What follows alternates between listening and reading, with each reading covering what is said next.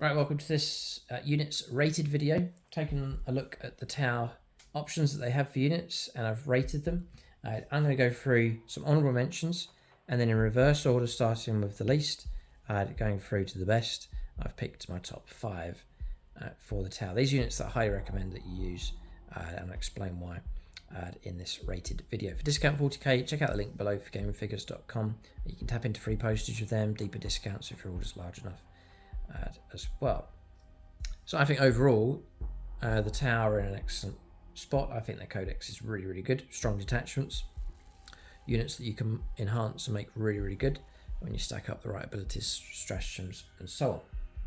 But what units are the pick of the bunch is the question. So I'll do some honourable mentions first of all. I've got the data cards here just to make things easier. As perhaps a controversial choice, but I do rate the Hammerhead. The downside people say is the railgun, it hits, it's just a one-shot weapon. And if you look at the stats, it's like a 4+ to hit.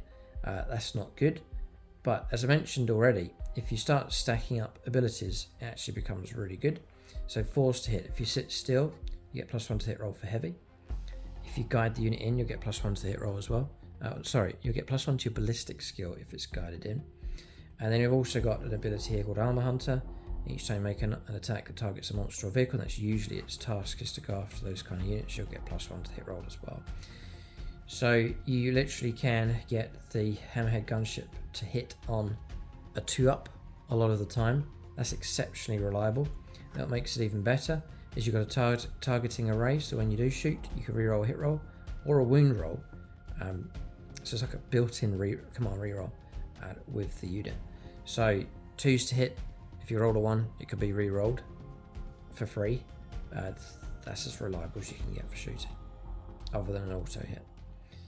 You've got the board covered at range 72. Then once you do get that hit, strength 20. For a tank gun, strength 20 is insanely good. AP -5 is fantastic. Like you're going to glide a knife through butter for a land raider. And then once you do get the wound, damage of D6 +6, so anywhere between 7 and 12 wounds, which is dangerous for sure. You've also got devastating wounds, and it's mounted on a vehicle with 14 wounds. So it's a tough enough vehicle also. And then I may have left it out, the honourable mentions, but it also comes with 2 Seeker missiles. They're really good. They're 1-shot only, but you can combine this with the railguns. Now you've got 1 shot with the railgun, 2 shots with these missiles, and that's going to give you 4s to hit, but we've seen already that can be up to potentially to a 2+. And then when they do hit, the strength 14, which is brilliant, AP -3, again fantastic, and D6 +1 damage. So if those go through, you combine that with the railgun, and you've got a real nasty tank hunting unit. It's really good. And then I usually like to run them in pairs, so a hunting pack, like 2 of them working together. 2 gunships will hunt down a land raider and cause a lot of trouble usually. So honourable mention to the Hammerhead gunship, and just lore wise and rule of core, it's just a fantastic kit as well. So next honourable mention is the Ghost Kill Battlesuit. I'm not going to go through all the stats on this thing. It's built really well, like 12 wounds, 2-up save. It's very well protected. It has stealth. It has lone operatives. You've got to get within 12 to shoot at it. And it's also got these stealth drones. After an attack is allocated to this model twice per battle, you can change the damage characteristic of the attack to 0. So it's notoriously hard to get rid of.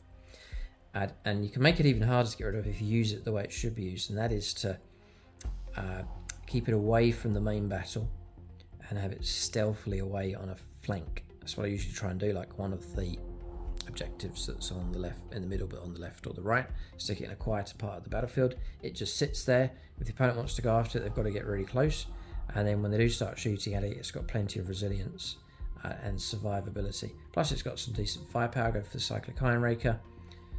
6 shots, you can overcharge that to 4s to hit, but again you can be guided in and so on. Strength 8 -2 and 3 damage. It's got decent firepower. There's a double fusion blaster on there as well.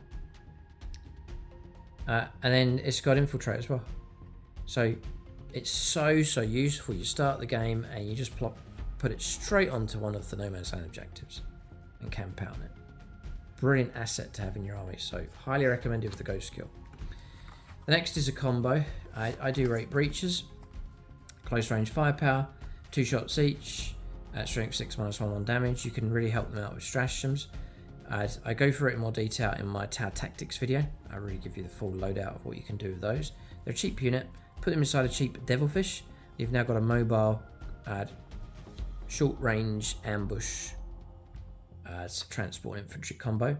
Stick a Cadre Fireblade with them. He'll give them an extra shot each. So they're 3 shots each. It's 30 shots coming from the unit. What's interesting about these is they start at Ballistic Skill 3+. So if they get guided, they're hitting on 2s. So exceptionally reliable firepower. And then the brilliant thing about these as well, which is why I've put them in the honourable mentions, is that if you're firing at a target in range of an objective marker, and usually their targets like to go after an enemy infantry unit that's camped out on an objective, you'll get reroll wound rolls, which again is superb. And they're OC2. They're great for breaching, clearing, holding, taking objectives. So breach team, honourable mention to them. Fantastic unit. Put them in a Devilfish, give them a Cadre Fireblade. So now onto the top 5. Some are for deadly firepower, others are more supporting type units, and others are cost effective choices. So I've got a bit of variety here. Number 5 then is stealth battle suits. In and of themselves a pretty useless unit as far as firepower. They can do a little bit but not much, but tactically they're excellent, and also the ability to assist your stronger units with their firepower, and that's why I've rated them very highly. They can move quick enough as well. Got 3 up save and 8-inch move, so they can manoeuvre around the board. You can use these to help fulfill secondaries. They're cheap enough. You don't get 65 points, squad of 3. There is a homing beacon. You can use the rapid ingress stratagem for 0 CP as long as you land tight within 3 inches of that unit. But they can infiltrate in. They've got stealth. So this is a small unit that can infiltrate in and help you fulfill secondaries. And then what's put them in at number 5 is the forward observer's role. And this has helped out time and time again. Each time this unit is an observer unit, that's their job. The main job for me in a game is to observe. Every turn, just observe key targets. At the end of the phase, each time a ranged attack is made by a model in their guided units, say they've guided in a unit of heavy rail rifles for a broadside team, you get to reroll your 1s. Fantastic. And also, you can reroll 1s for your wounding, and that's so helpful for your heavier guns when you just need the most wounds coming through that you can. Reroll hit rolls of 1, reroll wound rolls of 1. Very useful indeed. You'll see it if you use them and start to use them in games. You'll start to see the reason why they're so helpful. So that's number 5, a tactically useful unit. So that's number 5, stealth battle suits. Number 4, because they generally are good in the games that I play, if they're able to get a good field of fire. That's broadside battle suits. Number of factors why I've rated them here. They are expensive, but I think their points cost has come down. Because I'm running a squad of 3 for 330 points, but they're now dropped to 300, so they've dropped a fair bit. So the reasons for rating these highly is their supporting firepower is excellent, and also the durability is excellent as well. They're hard to get rid of. They start on 8 wounds each, which is a lot. They also start with a 2-up armor save, which is an excellent base for them. Try and get them hovering around cover to really help them out. And in particular, I very much like the heavy rail rifle. This is the kind of unit going to use at the back to anchor, sit on an objective, or to set them up somewhere where they're going to cover the board well with their firepower. And you will cover the table. We've got 60-inch range. They're heavy, so if they sit still, +1 to hit rolls. If you guide them in, +1 to the ballistic skill. So again, it's another unit with very heavy hitting guns that potentially can hit on 2s. Now this weapon also has built-in devastating wounds. Excellent. 2 attacks each, so my squad of 3 is going to get 6 of these shots, potentially hitting on 2s. If they're guided in by these, you can reroll your 1s. Then once you do get those hits, and bear in mind KOYO detachment, which I usually run, turn 3 onwards, 6s will pop sustained hits 1 or 2 if the unit's guided, and you can all of a sudden get a heap of really good hits if you roll some 6s. Then once you do hit strength 12, fantastic. It's going to be 3s to wound most vehicles. Even -4 is brilliant, and then d6 +1 damage is really good as well. So that's got you a real good solid weapon that will cause trouble for any monster or armored target that's out there. Then on top of that, I give them a Seeker Missile each. One shot only, but really can help them out at just the right point in the game. Forced hit, but it can go all the way up to 2s. And these are strength 14, -3, and d6 +1 damage again. And I usually run missile drones with them as well on most of the models. That then gives you, for each drone, 2 shots, range 30 or 36, strength 7, -1 and 2 damage. More firepower coming through. They are a real bane to enemy monsters and vehicles. A great anchoring unit to have on your back line. So I rate them high enough to put them in at number 4. Next at number 3 is something entirely different, and that's Kroot. Regular Kroot Carnivores. First up, they're cheap. They're very, very cheap. Great for screening. They've given them the Fieldcraft ability. There's just a lot of good rules going on with these. So in your command phase, if this unit is in range of objective marker you control, that objective marker remains on so sticky objective. So you've got sticky objective for this unit. Brilliant. Another brilliant bonus of these is they have the grenades keyword. It's an excellent stratagem. So even against the toughest of targets, you can chuck grenades and cause some mortal wounds. They've got stealth built in, so that it's -1 to hit them. Brilliant. They're also Scout 7 as well. Very useful for a unit with sticky objective. Very useful for a unit with OC of 2. These things are all really, really good here for the Kroot Carnivores. And they move 7. They're quicker than regular infantry. And they're not going to go for all the weapons here, but they can come up with some strength 4 close combat and strength 4 with their shooting as well. So they can go against other equivalent type units, you know, infantry hordes and so on. But what we've got there is a cheap unit with plenty of good things going for it, good value, and things like Scout 7, stealth, sticky objective, grenades. They're all very, very useful, and bonuses going on with the Kroot. So I've rated them high. I've put them in at number 3. So at number 2 and number 1 is unit types, not one individual sheet or data card. First up is Crisis Battle Suits. The 3 varieties that you're able to get. One's anti-infantry, one's anti-heavy infantry, and one's anti-vehicle. They're all designated to each role, and they're all good at doing that. I've gone for major emphasis with these in the tactics video, so do check that out. Roll up some dice, give you some scenarios to show how these battle suits can be used. I'm not going to go through all the rules here, but battle suits are excellent. They are an ambush unit. You can load them out in either of these 3 combinations, and then you can deep strike them in. And that's always an advantage where you're able to offload your attack, your firepower first before the opponent has a chance to react. So Sunforge, for example, real good anti-tank. Fusion blasters, I run a squad of 3, take double fusion blaster, that's 6 shots. Forced to hit, but remember that can be improved all the way up to 2s, potentially if you're guided. No, it's going to be 3s. There's not many ways you can give +1 to hit rolls, but you can go up to, you can guide them for sure, give them 3+ to hit. Strength 9, so you may struggle a bit against vehicles. A lot of vehicles are toughness 9, a lot of toughness 10, 11, 12, so it'll be 5s to wound. But you have a rule here called Sunforge. Each time you target a monster or vehicle, you can reroll your wound rolls, so 5s to wound, but rerollable's not so bad. And you can also, crucially, reroll the damage rolls. That d6 damage, you roll dreaded ones and so on, you can reroll them. And that makes their damage coming through much more reliable. I want to talk about all the tactics for these, or extra stuff, because that'll come in just a moment. They're OC2, you've got 4 wounds each. You can take shield drones to bump up their wounds to 5 wounds or 6 wounds. Toughest 5, 3-up save. Some Forged teams have a built-in 4+ invulnerable save. And then once you have landed and you've shot and maybe destroyed your target, then what do? Well, you've got a 10-inch move where you can move off very swiftly on later turns. So I rate those very highly. For the fire knife configuration, the rules for that are excellent. I usually go for double plasma rifle. Plasma rifle 1 shot, range 18, forced to hit, strength 8, -3 and 3 damage. A real bane for Gravis type heavy infantry. And then if you've got built-in reroll ones for your shooting always.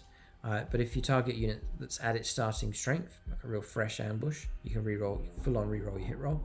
And again, bear in mind I run Kuyan, so 6s will be sustained hits, 1 or 2. Turn 3 onwards. Also, with all the Crisis battle suits, they all have it, I believe. Or maybe they don't all have it. How weird.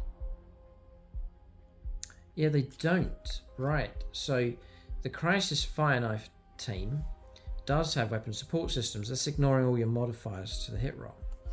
But the Sunforged team does not have it. How interesting. And the last combination here, which I haven't used yet, but looks good, and that's the Star Scythe battle suits. You can go for flamers and burst cannons. So lots of Dakar clearing away hordes. You can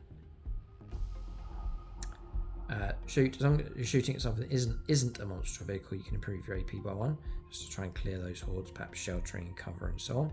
There's no AP minus going on with these, so that's really helpful for the burst cannons and Tau flamers. And you also have the ability here, you can shoot in a turn in which you fell back. It's a nice bit of tactical flexibility with the Star Scythe configuration. So for their weapon loadouts and for their ability to deep strike and ambush, I rate Crisis battle suits very highly indeed. Big fan of them. They're perhaps my favourite asset. They're my favourite asset for my Tau army at the moment. I put them in reserve, deep strike them in, brilliant back pocket assets to have. But what turns them from okay and good all the way up to outstanding is my number 1 slot, and I've given that to Tau commanders. There's 2 options here. The generic ones, the standard ones, are great because you can then add your own enhancements from the detachments to them, make them unique, which I do for both of these. Tau commanders will take your Crisis battlesuit teams and turn them into excellent unit options. So for example, I take the Enforcer battlesuit and I put it with the Sunforged team, the Fusion Blaster team. That squad's got 6 shots. I'll bring him in and give him quad Fusion Blaster, and now I'll go from 6 shots with that unit to 10 shots, and his shots will be hitting on 3s, potentially 2s, with guided. The greater good ability going in with that. So you're taking the Crisis battlesuit unit and you just a massive enhancement. Not only that, but their ability will become his ability. So their ability to reroll the wound roll against monsters and vehicles, reroll damage roll, he'll get that. So he'll benefit from them. And then he'll then give them, when you're shot at with ranged weapons, you can worsen the AP coming through against the unit by 1, which is great. He does have the battlesuit support system. The bearers, this is really good. The battlesuit support system, the bearers unit is eligible to shoot in a turn in which it fell back. That's huge. But when doing so, models only equipped with this war gear can make ranged attacks. That's okay. So his ability, so if I'm reading this right, doing so, only models equipped with this war gear can make ranged attacks, right? So he's got battlesuit support system, means he can pull back and do that himself because he has it. But the only other battlesuit team he can do that with is the Fire Knife with the plasma rifles and missile launchers, missile pods. Weapon support systems. Yeah, interesting. Okay, I believe. But anyway, that's an option there. He has a shield generator. It's easy to forget that, but he has his own built-in shield generator to give him some protection as well. Yeah, and I'm just checking I'll get this right for you. The Fire Knife, you don't get it. The only unit that's going to get that is the Star Scythe, because they have battlesuit support system. So that's the only ones that can get it. I believe that's the way it works. But let us know in the comment section below. But anyway, superb option. It's just a massive enhancement. Then you can load him out however you want. So we're looking at the Enforcer first of all. So as I said already, I've taken the 4 Fusion Blasters. Bear in mind KOYO, so 6 is coming through. It will give me the sustained hits 1 or 2. And then the other things you can do with the commanders, I mentioned it already, and that is enhancements. For example, Exemplar of the KOYO. So I talked about getting sustained hits turn 3 onwards. sustained hits 1 or 2. Take example of the KOYO, put it on the commander, put him in that unit. The whole unit will then get that ability turn 2 onwards instead of turn 3. Tactically, so useful to have that with the commander. And then if we take a look at the commander in the cold style battlesuit, I usually put him with the fire knife configuration, the ones with all the plasma rifles. And again, I go quad plasma rifle. So I've got the squad that's got 6, and then I've got the commander who's got 4. Again, guide them in for very accurate firepower coming through.